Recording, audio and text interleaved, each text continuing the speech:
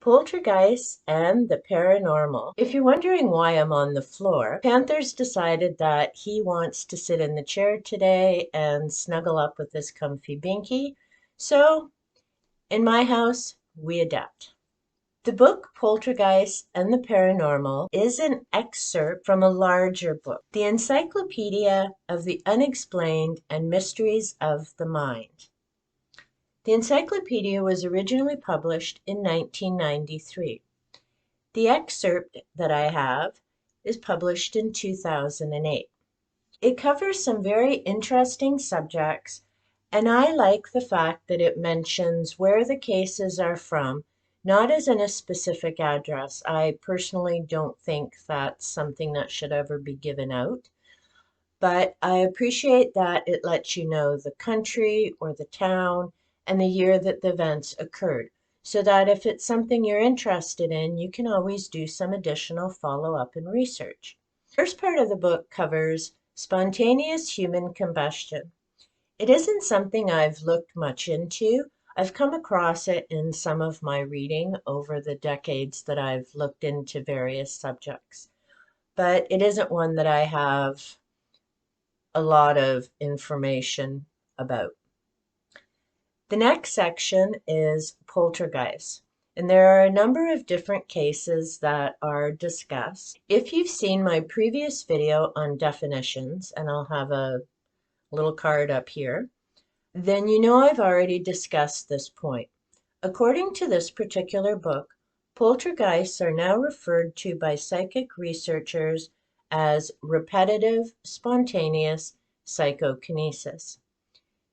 In other words, the event occurs more than once, and according to this author, it's caused by a psychic energy, not a spirit or a ghost.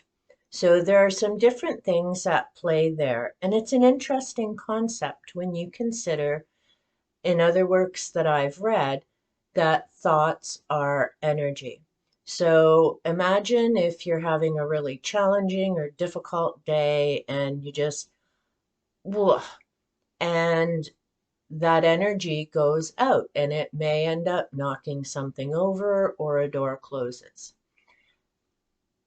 It has to be a very intense amount of energy, obviously, because we all have days where we get frustrated or situations are stressful, and that may go on for a period of time. So it doesn't mean that if you're having one of those days, you're necessarily going to have a poltergeist. An interesting question at the end of the section on poltergeists is, what comes first? The poltergeist energy or the emotional sending from an individual who may be upset? And again, keep in mind, when this happens, it isn't done intentionally by someone. They may not even be aware that the energy is coming from them. So it is important to pay attention to yourself, how you're feeling, what's going on, and get that taken care of. Human enigmas are the next section in the book. It talks about people who have X-ray vision. And I found it interesting because as I was reading this, it mentions that it's developed through the discipline of Qigong. If you've seen my book, one of my book haul videos, then you know I recently picked up a book about Qigong. So I'm quite interested now to get that moved up on my to be read reading list. It talks about people who have electrical issues. In other words, when they're near radios or electronics, things tend to go on the fritz or get staticky. Some people have difficulty wearing watches because they just don't work properly. Unexplained arrivals looks at seances and apports. If you've seen my definition video, then you know an apport is something that simply arrives. It hasn't been brought in by someone, it just materializes. Vanishings are another section in the book. It talks about the Philadelphia experiment, which I also mentioned in my definition video.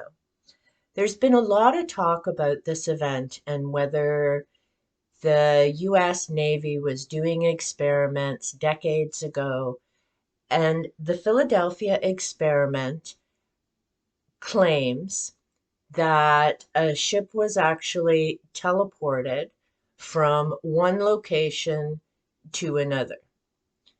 As in, it didn't travel by water, it was simply in one location and then it moved to another location.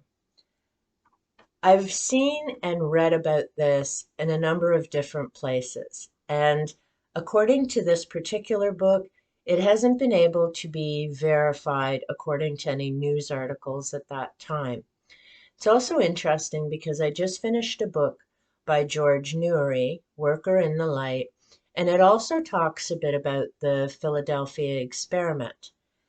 Now, in this book, it refers to a Carl M. Eland who claimed to witness the event.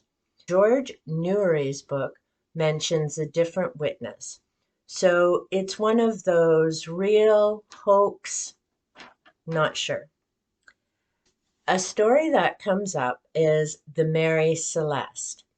And I'm sure that there are a number of people who are familiar with that particular case and the ship that was found with no crew on board, but yet nothing else was moved from that ship. There's more on the Mary Celeste in another section of this book as well. It's quite a fascinating ship with a very interesting history. And of course, it talks about the Flying Dutchman. There's a section on curses, and which section wouldn't include King Tut's tomb and the curses. Mary Celeste also comes up in the section about curses. As I said, it has quite an extensive history with a number of different mishaps.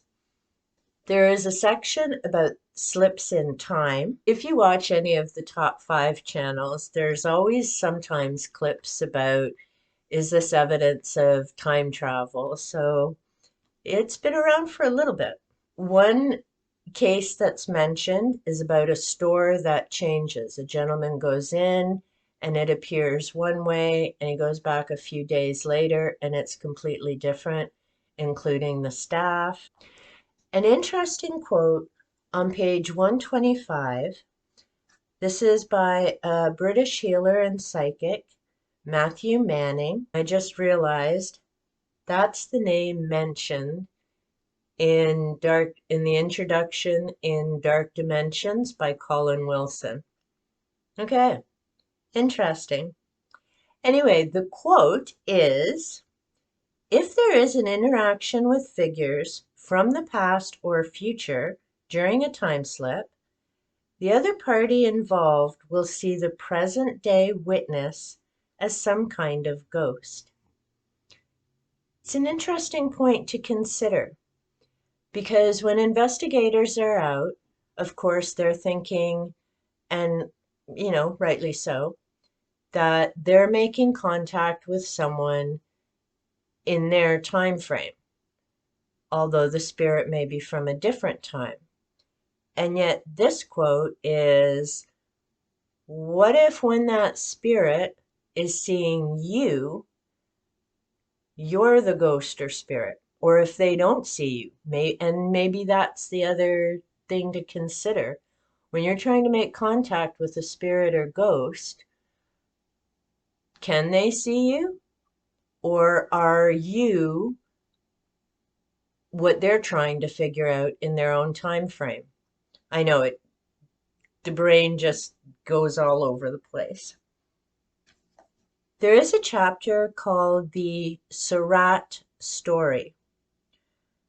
Surratt stands for Society for Research into Rapport and Telekinesis. Talks about the gentleman who started the group, different things that were being done in terms of experiments. Another name that will be familiar if you've read about parapsychology or the paranormal is Dr. J.B. Rhine, who did a number of studies at Duke University, and those studies were published, and he was trying to understand and learn about telekinesis as well as other skills. This doctor was particularly interested in the work by Surratt, and he actually had one of his researchers go and work with the group. The researcher was William E. Cox. William E. Cox designed the experiments to try and give them a bit more credibility and validity, so that as these different studies were being done, then they could say, well, no, it wasn't being tampered with, and here are the reasons why. The chapter ends by talking about one of the main contributions that Surratt provided was the design of the mini lab. So, a way to do experiments and give some validity to the experiments that you're doing. The next chapter, which I found a bit surprising in this type of book, is about healing touch. And I guess in another way, it shouldn't be a surprise because people are curious or don't understand about different healing modalities that involve energy work.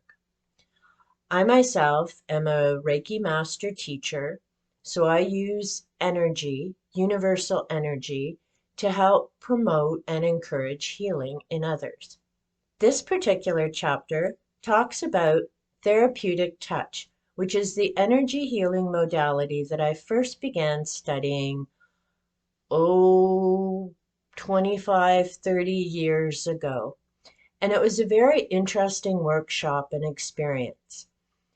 I liked therapeutic touch because you become aware of the sensations in your hand, you become aware of what you're picking up on other people. So during that workshop, as my friend and I were working together, I could notice because of the change in energy along her arm that she had actually broken her arm years prior to that. And that wasn't something that I knew. I could simply sense the difference in the energy. After therapeutic touch, I began looking into other energy healing modalities, and that's when I learned about Reiki. And another system that I use is integrated energy therapy. So there are a lot of different energy healing systems out there. And unfortunately, because people don't understand them, or some of the practitioners make it sound all woo, people get turned off by that. And energy healing is a very non intrusive, helpful way to decrease stress, increase relaxation, and there are a number of different benefits to be gained from it. So if it is something you're interested in, I always recommend if you're going to see someone, talk to the people you know and get a recommendation and a referral. And always be sure that whoever you're going to see, you feel a sense of comfort and confidence during the session. Other healers mentioned in this chapter, and again, I just read about him in the Colin Wilson book, was Rasputin, who, of course, had a very, let's say, checkered past, and there's a number of uncertainties about what's fact and what's been fabricated over the years about him. Edgar Cayce is also mentioned in this section, and Edgar Cayce would go into a light trance and he would travel to the person that he was doing the reading for. I've read quite a bit of information about Edgar Cayce, and he's quite fascinating because from his readings, he was able to tell what was wrong with an individual as well as prescribe or describe what was needed in order for that individual to heal. So he's a very fascinating case. Another type of healing mentioned in this chapter is distance healing. The energy form or the energy of the practitioner comes to you. In Reiki, there are a specific group of symbols that are designed to travel through space and time and focus on healing. And they work on healing either health issues, emotional issues, or you could send it to a situation you're having. Maybe it's a meeting that's coming up, or you're having a job interview. And it's important to keep in mind with Reiki, it is always done for the highest good and the highest healing. So if something doesn't work out, it isn't that the symbols didn't work or that it was done incorrectly. People tend to forget that just because we really want something or we really hope for something, it isn't necessarily for our highest good or our highest healing. And sometimes it's as simple as it just wasn't meant to be right now. So that's an important factor to keep in mind. The next section in the book talks about out of body experiences and again provides some examples of what has happened with people and where these different things have occurred. This book finishes with a chapter called Sixth Sense, and it focuses in particular on animals. Again, if you've watched some of the top 5 videos or you watch some other paranormal channels, a number of people tend to watch how their pets are reacting. As I've seen some videos where the people are like losing their minds and the dog or the cat is just sitting there like, what's your issue? So it's always interesting to see different clips and how animals respond. If you're interested in any of the subjects that I've just discussed, and you enjoy researching and doing some follow-up into a variety of subjects, then Poltergeists and the Paranormal is a book that you may enjoy picking up. And it's a great reference, and it can be a starting point of looking into subjects, or it's a great reference to look back in time. As I mentioned in the video, I'm also reading Colin Wilson's Dark Dimensions. So I'm finding it fascinating, and that's why I enjoy reading the older books, because compared to Colin Wilson's book from 1977, this book now from 2008, and I have some newer books that I'll be talking about in some upcoming videos. So I find it fascinating to see how the definitions have changed, how our understanding has grown and developed, and now in particular because there are more people who are collaborating and sharing information and doing serious research and keeping data. So more and more, perhaps one day, instead of the paranormal being defined as something that science cannot explain at this time, we may someday have answers and actually understand what's happening. Until next time, happy reading. The next section, and it's always interesting as I've seen some videos